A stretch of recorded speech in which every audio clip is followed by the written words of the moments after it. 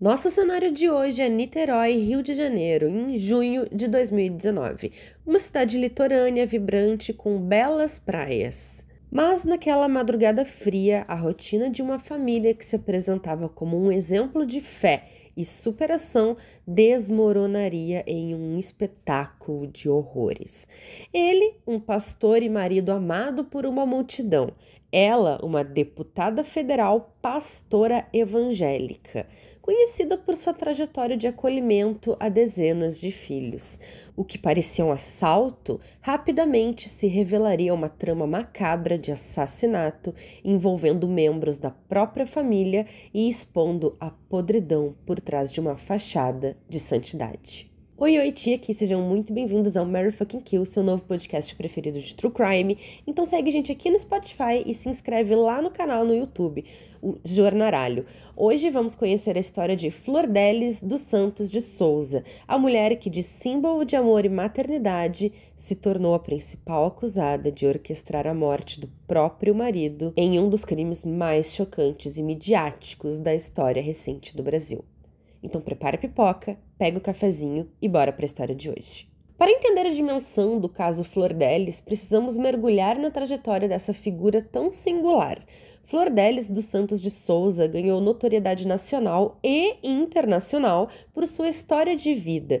De origem humilde, ela e seu marido, o pastor Anderson do Carmo de Souza, construíram uma família numerosa e, à primeira vista, inspiradora, adotando dezenas de crianças e jovens em situação de vulnerabilidade.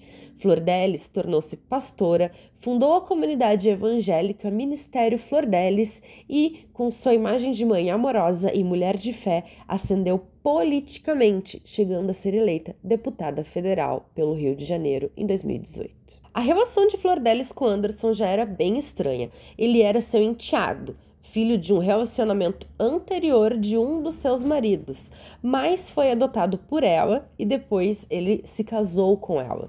Era uma relação complexa. Anderson era seu marido, pastor e o principal administrador das finanças da família e da igreja. Ele era visto como a coluna que sustentava a organização e a imagem pública de Flordelis. Por trás das portas do lar e da igreja, no entanto, a imagem de perfeição desmoronava. Haviam relatos de brigas constantes, controle financeiro excessivo por parte de Anderson e uma rede de filhos, tanto biológicos quanto adotivos, que, segundo a polícia, estavam envolvida em disputas internas e não estava muito contente com a situação da família. Na madrugada de 16 de junho de 2019, a vida de Flordelis e sua família mudou para sempre. O pastor Anderson do Carmo foi brutalmente assassinado a tiros na garagem da casa da família em Pendotiba, Niterói, ao retornar de um evento. O crime, a princípio, foi tratado como um latrocínio, um roubo seguido de morte. Flordelis, chorando desolada, concedeu entrevistas clamando por justiça e afirmando que o marido havia sido vítima de bandidos. A comoção nacional foi imensa. No entanto, a investigação da Delegacia de Homicídios de Niterói e do Ministério Público do Rio de Janeiro rapidamente começou a desvendar uma história bem diferente. Os indícios de assalto eram frágeis, ninguém havia levado nada de valor e o crime parecia ter sido executado de forma muito específica. As contradições nos depoimentos dos familiares e a análise das câmeras de segurança e de celulares começaram a apontar para dentro da própria casa. A quebra de sigilo telefônico e as mensagens encontradas nos celulares dos envolvidos revelaram uma trama macabra. Pouco a pouco, a verdade por trás da fachada abençoada da família começou a aparecer. As investigações revelaram que Anderson do Carmo tinha sido envenenado por semanas antes da sua morte, com substâncias tóxicas misturadas em sua comida e bebida. Houve tentativas fracassadas de homicídio. O assassinato a tiros foi o desfecho de um plano que vinha sendo arquitetado há muito tempo. Em agosto de 2020, mais de um ano após o crime, a bomba explodiu. O Ministério Público do Rio de Janeiro denunciou Flordelis e mais 10 pessoas, entre filhos biológicos e adotivos, e uma neta, pelo assassinato do pastor Anderson do Carmo.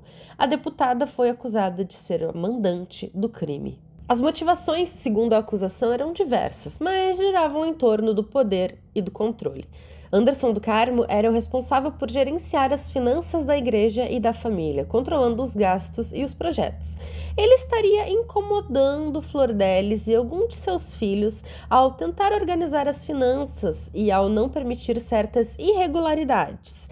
A acusação apontou que Anderson queria colocar ordem na casa, o que desagradava a Flordelis e a alguns de seus filhos que se beneficiavam da desorganização financeira ou que tinham um relacionamento conflituoso com o pastor. Os principais envolvidos no esquema, além de Flordelis, foram Flávio dos Santos Rodrigues, filho biológico de Flordelis, acusado de ser o autor dos disparos que mataram Anderson. Lucas dos Santos, filho adotivo, acusado de ter ajudado Flávio a comprar a arma. Simone dos Santos Rodrigues, filha biológica, acusada de ter participado de uma das tentativas de envenenamento e de instigar o crime. Marzi Teixeira da Silva, filha adotiva, acusada de participar das tentativas de envenenamento. André Luiz de Oliveira e Karine da Silva, filho adotivo e neta, acusados de participação no plano e na ocultação de provas. Com a denúncia, o caso Flordelis ganhou proporções ainda maiores. A deputada teve seu mandato cassado pela Câmara dos Deputados em agosto de 2021, perdendo a imunidade parlamentar e abrindo caminho para sua prisão. Flordelis sempre negou as acusações, afirmando ser inocente e vítima de uma conspiração. O julgamento de Flordelis e de parte dos outros réus ocorreu em novembro de 2022.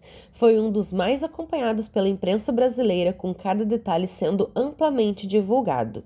O Ministério Público apresentou provas contundentes, incluindo mensagens de texto que mostravam os planos para matar Anderson e a participação de diversos membros da família. O resultado foi a condenação de Flordelis dos Santos de Souza a 50 anos e 28 dias de prisão por homicídio triplamente qualificado, tentativa de homicídio pelas tentativas de envenenamento, associação criminosa e uso de documento falso. Flávio dos Santos Rodrigues, o filho biológico que efetuou os disparos, já havia sido condenado a 33 anos de prisão. Outros filhos e a neta também foram condenados por diferentes graus de participação. O caso Flordelis expôs a fragilidade das aparências e o lado mais sombrio da ambição e do poder. Ele chocou a sociedade ao mostrar como uma figura pública que se apresentava como um exemplo de virtude e fé poderia estar envolvida em um crime tão hediondo e complexo. Mais do que um assassinato, o caso se tornou um símbolo da decepção e da quebra de confiança em figuras que deveriam ser exemplos. A história de Flordelis é um lembrete de que, por trás dos holofotes e das câmeras, as verdades podem ser muito mais cruéis e nem todo amém esconde boas intenções. Esse foi mais um episódio de Mary Fucking Kill, o seu novo podcast preferido de True Crime.